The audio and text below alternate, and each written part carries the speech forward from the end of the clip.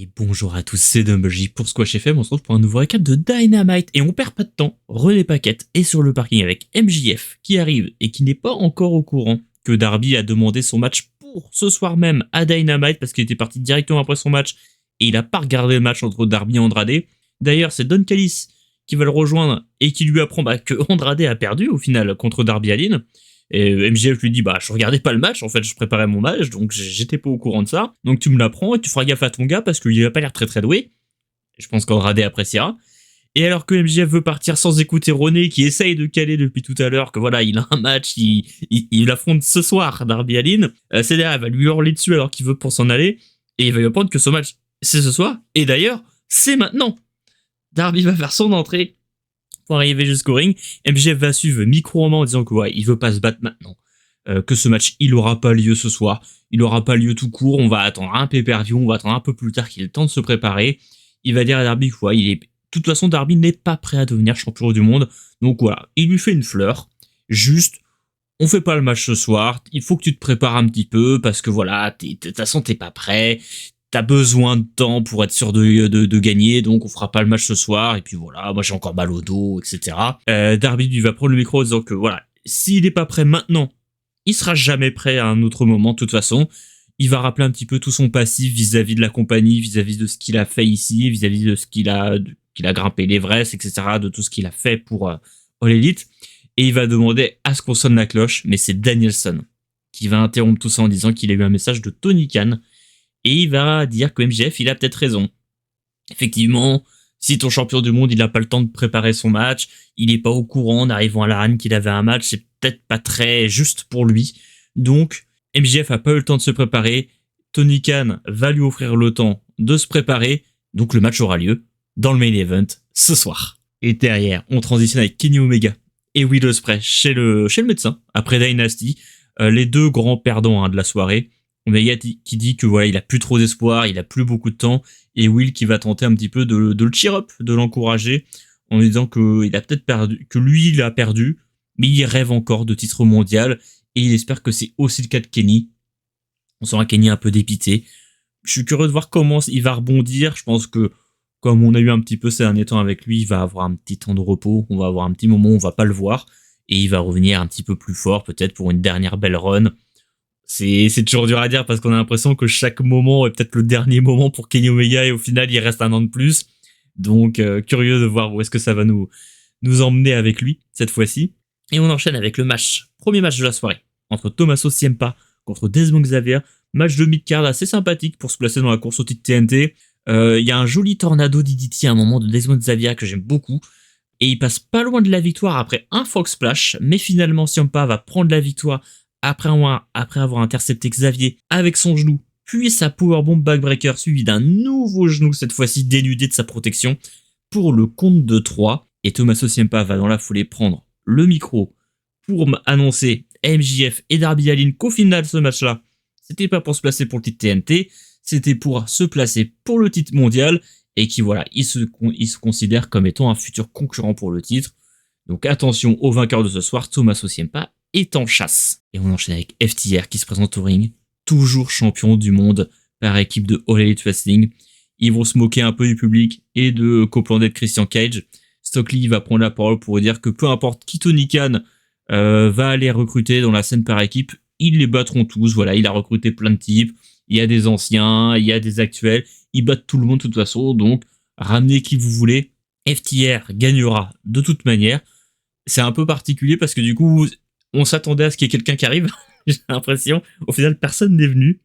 C'est un peu drôle c'est un segment très propice à faire démarrer une équipe, à faire quelque chose. Au final, rien. C'est bien de les montrer, de faire quelque chose. Est-ce que ça veut dire que pour le moment, c'est terminé pour Adam Copeland et Christian Cage? Peut-être qu'ils vont devoir avoir un nouveau parcours initiatique. Peut-être que cette fois-ci, ils vont pas juste avoir le match, ils vont devoir le gagner, ce match-là, pour avoir une revanche. C'était un peu spécial, parce que c'est rare qu'on ait des segments comme ça, mais c'est pas plus mal. Parce qu'au moins, ça rend ces moments-là d'attente un peu, ça devient un peu plus des surprises, plutôt que à chaque fois qu'il y a ce genre de segment-là qu'on nous offre quelque chose. Là, pour une fois, on nous le donne pas. Donc, la prochaine fois qu'il y aura peut-être un segment dans ce genre-là, on se dira peut-être, il y a pas tout le temps quelqu'un qui vient au final. C'est une bonne idée sur le long terme, mais c'est vrai que ça faisait un peu particulier sur le coup. Et donc, ouais, ils vont même prendre une petite 10 secondes pause du public. Moi, je m'attendais absolument à ce qu'il là, il y a un theme song qui se lance, mais au final, il arrive. Ils ont juste pris la pause. Ils sont pas interrompus. Et donc, voilà, personne ne viendra contester FTR ce soir. Et ce soir, d'ailleurs, juste après, il y avait Kevin Knight contre Claudio Castagnoli pour le titre TNT. Première défense pour Kevin Knight. Premier des 3 matchs de championnat de la soirée, d'ailleurs. Match qui commence avec beaucoup d'énergie des 2 participants. Le match, il a l'avantage de Claudio sur une bonne partie du temps, mais Knight, il a des jolis retours dès qu'il peut prendre un petit peu de vitesse. La puissance de Claudio, c'est toujours impressionnant de voir ce qu'il est capable de faire sur un ring, comment il soulève ses adversaires. Il y a des moments où il y a un petit peu de mal à monter sur un coin, mais Claudio qui arrive à soulever Kevin Knight juste par la force brute pour réparer un petit peu le spot, et ça rend le tout encore plus impressionnant, j'ai l'impression. Et surtout, voilà, avec un adversaire aussi souple que Kevin Knight, ça, c'est d'autant plus intéressant parce qu'il peut faire quasiment ce qu'il veut avec lui. Au final, Knight finira par prendre la victoire avec son UFO Splash dans un très très bon match. Pour le coup, je vous recommande de regarder. Il y a eu quasiment que des bons matchs ce soir. Peut-être à une petite exception, mais on va en reparler un petit peu après. Et Kevin Knight va avoir l'occasion de prendre le micro et annonce qu'il veut pas en rester là avec une seule ceinture. Lui, se verrait bien avec une deuxième ceinture. Il a pas trop précisé vers où il voulait se diriger, mais pourquoi pas les titres par équipe. Effectivement, hein, avec Mike Bailey, ça pourrait être sympa aussi. Donc, de voir où est-ce que ça va se diriger pour lui. De toute façon, avec Kevin Knight, il n'y a pas trop de doute. On va avoir des jolies défenses, je pense, à venir. Et c'est bien un petit peu de changer d'orientation sur le titre. Donc, un bon moment. Un bon moment pour Kevin Knight. Et ouais, j'espère continuer de le voir défendre le titre régulièrement comme ça. Il y a moyen d'enchaîner des très jolies défenses pour lui. On enchaîne avec Chris Jericho, qui se présente au ring. Il va dire qu'il pense que s'il a perdu, c'est pas au fait qu'il soit rouillé, mais plutôt à cause du fait qu'il était à 3 contre 1 à Dynasty contre Ricochet à The Demande. Et Ricochet va arriver à ce moment-là en disant que il l'avait prévenu, mais il va reconnaître que Jericho, il a été plutôt bon, mais pas assez pour le battre. Et Jericho va répondre en provoquant Ricochet pour l'inciter à venir se battre en 1 contre 1 en laissant The Demande derrière. Ce dernier va répondre aux provocations, mais assez vite, au final, le reste de The Band va quand même venir en renfort pour s'en prendre à Jericho. Ricochet va même terminer avec le Rico Saute, son Lion Saute à lui, pour laisser Jericho les bras en croix au centre du ring. Et pareil, je m'attendais à ce que quelqu'un vienne faire le save. Au final, personne n'est venu faire le save pour Jericho. C'est un peu particulier sur ce show-là. Il y a vraiment eu ces 2 moments-là où avec FTR, avec Jericho, on s'attendait à ce que quelqu'un arrive. Au final, personne ne vient. Donc, c'était un peu spécial. Je sais pas si j'étais le seul à m'attendre à ce que quelque chose arrive.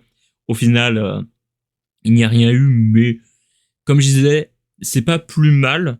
Sur le long terme, ça permet de se dire, tiens, il n'y a pas forcément quelque chose qui arrive à chaque fois, donc tu maintiens un suspense pour les prochaines fois où ce genre d'événement arrivera, donc pas plus mal, je trouve, sur le long terme. Sur un segment enregistré post-Dynasty, on a vu René Paquette tenter d'interviewer Okada et Don Callis suite à la défaite face aux Bucks, et la trahison de Takeshita, mais ce dernier, il va arriver.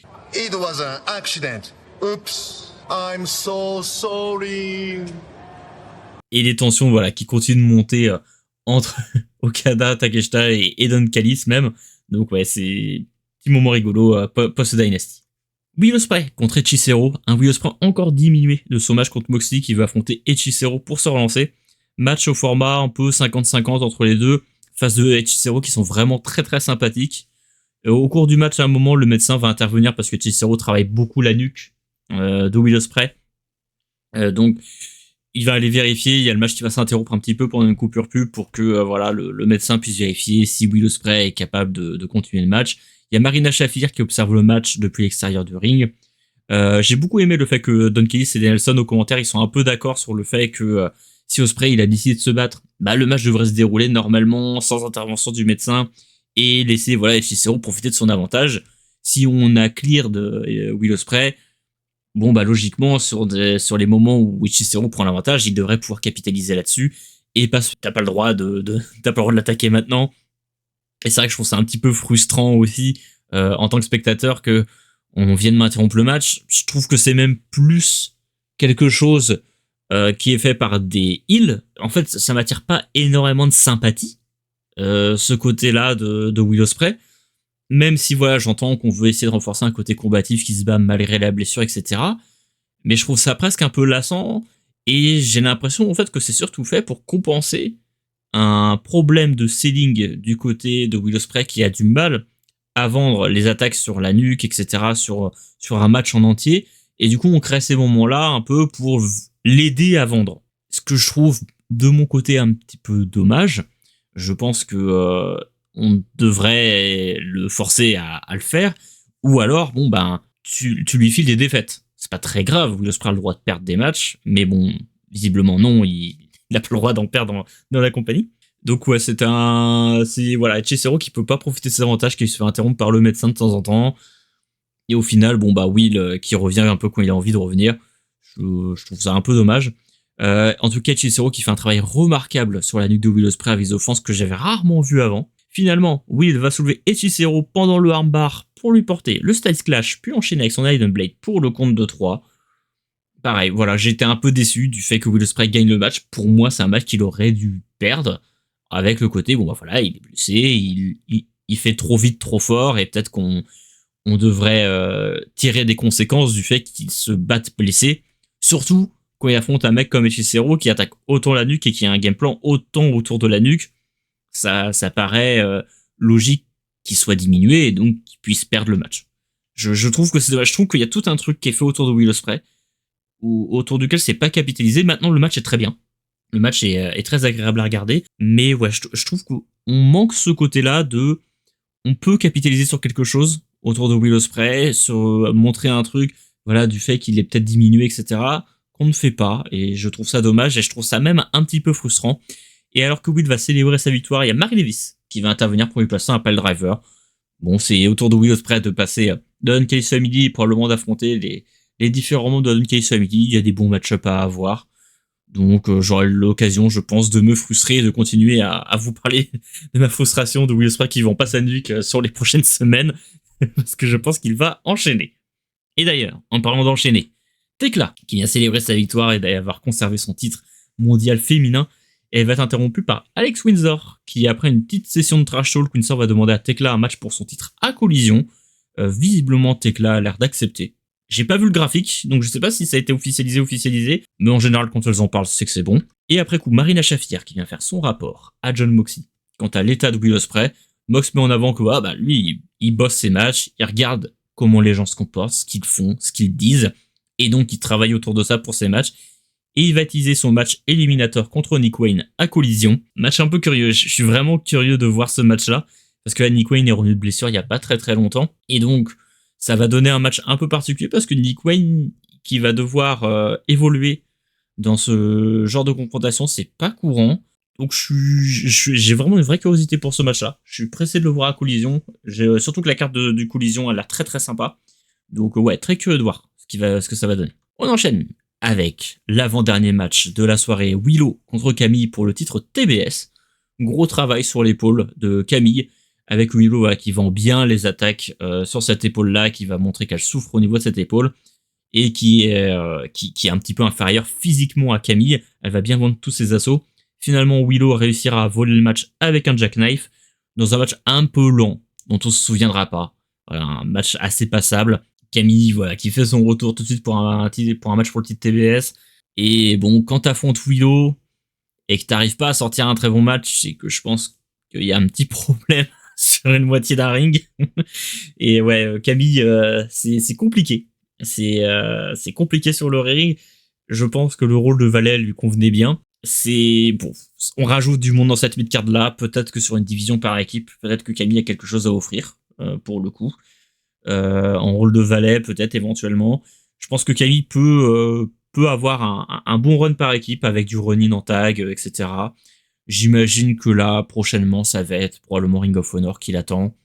On l'a fait passer par Dynamite pour son retour, histoire de la remettre un petit peu en valeur. Mais j'imagine que l'avenir se dessine plus du côté de soit de Ring of Honor, soit de la division par équipe. J'ai du mal à voir ce qui se dessine pour Camille. Et d'ailleurs, en parlant de division par équipe, Chris Statlander et Hikaru Shida backstage qui piquent le spot de Willow en annonçant qu'elles auront un match par équipe à collision.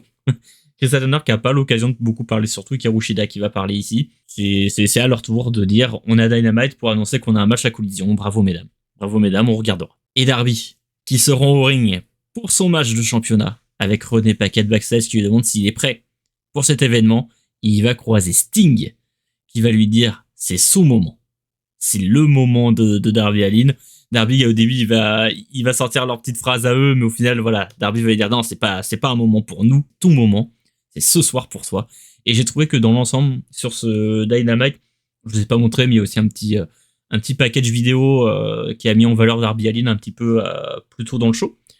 Mais j'ai trouvé que All Elite a été très fort pour rendre l'événement important, avec une construction, voire sur un seul show et demi, parce que bon, y a quand même le match Andrade Darby qui a existé. Mais il y a eu un petit peu ce fil rouge de Darby, voilà, qui a peur de pas être présent dans ces grands rendez-vous-là. Et ouais, sur ce show-là, je trouve qu'ils ont fait un gros événement de ce match.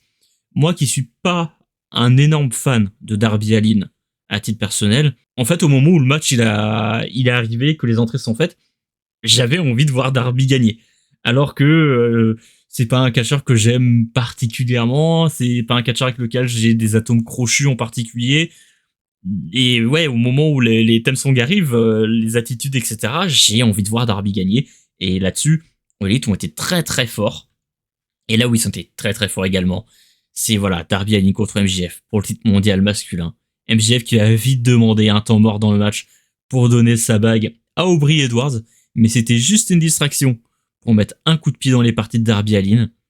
Darby va lui rendre l'appareil en poussant MJF vers l'arbitre et en lui rendant son low blow pour placer son Scorpion Death Drop, puis Coffin Drop, puis un nouveau Coffin Drop, puis un troisième Coffin Drop, puis un quatrième Coffin Drop, Side Headlock. Oh, the side headlock. That's right. Take over. He's got him hooked. 2, 3. Oh my God. Oh my God. Et 1, 2, 3, Darby est champion du monde. Darby bat MJF dans un match expéditif. Alors, pour pas vous mentir, comme je prends souvent les captures d'écran, je vois les timecodes du show. Donc, j'ai vu qu'il restait pas beaucoup de temps pour ce match-là. Ça m'a un peu spoilé. Je m'attendais un petit peu à ce genre de match. Déjà, au début du show, je me suis dit, tiens, c'est vrai que un Darby Allin qui gagne en moins de 5 minutes sur un petit enchaînement comme ça pourrait être sympa, qui surprend MJF. Ça serait un moment fort. Je pense que c'est le match qu'il fallait faire. J'ai trouvé que c'était très bien de le faire comme ça. En fait, il y a tout le côté un peu repoussant d'MJF, dans le bon sens du terme, parce que c'est le méchant, donc voilà. Tout le côté repoussant d'MJF qui ressort dans ce moment-là, et tout le côté un peu gentil vicelard de Darby Allin, qui est peut-être l'underdog, qui est pas sûr de lui, mais vu qu'il est pas sûr de lui, et ben il en rajoute. Il va faire 4 coffin drops. Il a été aussi un petit peu provocateur, parce que voilà, on se rappelle du moment où MJF lui avait dit, bon bah je gagnerais avec un side headlock quand il l'avait affronté il y a quelques années. Et là, c'est Darby qui lui rend l'appareil, qui boucle la boucle et qui gagne contre MJF avec ce side headlock là pour faire le tomber. C'est très bien raconté. C'est une très belle manière de le faire. Je trouve que c'est tout à fait réussi. J'étais content de voir Darby prendre le titre, alors que je pensais pas que All Elite réussirait à me rendre content de le voir champion du monde. Et au final, j'étais content de le voir là. Je suis vraiment curieux de voir ce que ça va donner pour la suite. À quoi va ressembler le règne de Darby Allin? C'est pas vraiment un catcheur que je vois avoir un règne de champion du monde très long, mais c'est vrai que bon bah c'est un mec qui est là depuis longtemps, qui a été un porte-étendard de All Elite depuis un moment, et je pense qu'il a mérité d'avoir son moment dans la compagnie. Donc c'est son tour. Ça va être un moment un peu particulier, je pense. Mais curieux de voir ça. En plus, après le match, tout le monde est venu célébrer, tout le monde est venu le féliciter. Ça renforce un petit peu le côté délivrance pour Darby Allin et pour tout le monde. Il y a Sting qui vient célébrer avec lui également. Donc c'était un moment très sympa. Le show se termine là-dessus. C'était un très très bon Dynamite. J'ai trouvé que vraiment que l'épisode était très très bien.